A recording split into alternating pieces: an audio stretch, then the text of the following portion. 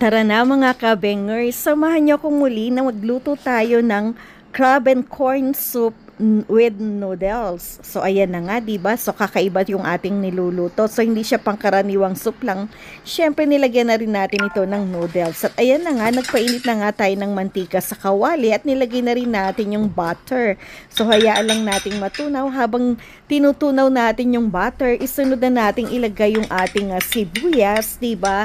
Halu-haluin lang natin ito at hayaan nating maluto ng gusto. And then pagkatapos nga niyan, isusunod na natin yung ating bawang. So dinagdagan ko nga yung bawang natin ng sagay na mas lalo pang sumarap yung ating noodles, diba? Yung ating soup. Kaya naman, ayan. And then sinunod ko na nga yung ating carrot na hiniwa-hiwa ko ng maliliit na cubes, diba? At hayaan lang din natin itong maluto ng gusto. And then isusunod ko na rin syempre niyan yung ating crab na talaga naman pong hinimay-himay ko, yung talagang ginawa nating strips, diba? At ayan, talaga naman pong umaalingaso na yung bango ng ating niluluto, diba? At nagsunod na rin tayo ng ating cubes, diba?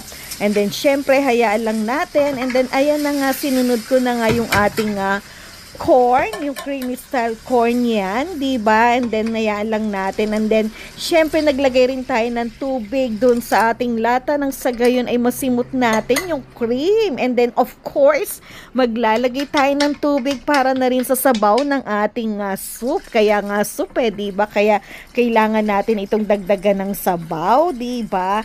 And then, hayaan lang natin kumulo ito, diba? And then, syempre, tansyahan lang din tayo sa paglalagay natin. At ayan na nga, kumukulo na. And then, syempre, sinunod ko na nga yung beaten eggs, diba? At talaga naman po, ayan. At nagdagdag na rin tayo ng mga pampalasa natin na ground pepper and then yung asin. So, ano ba yan? Nabubulo lang lola. Syempre, tinansya lang din natin yung mga pampalasa na yan. Depende na sa inyong panlasa kung ito ay maalat. So, okay lang, dagdagan nyo. And then, of course, nung kumulo na, sinunod ko na nga ito at pilit ko pa nga itong binabal. Ang hirap, ang tigas pala, diba? Kaya sige, go!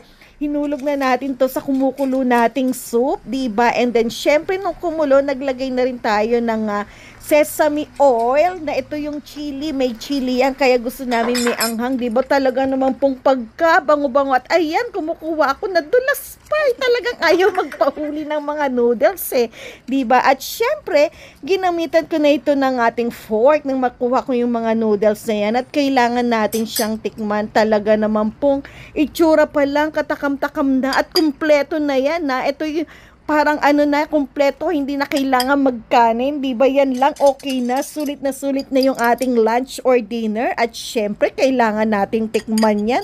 Talaga naman pong katakam-takam, may sulit na sulit, kaya approve na approve talaga ang ating soup.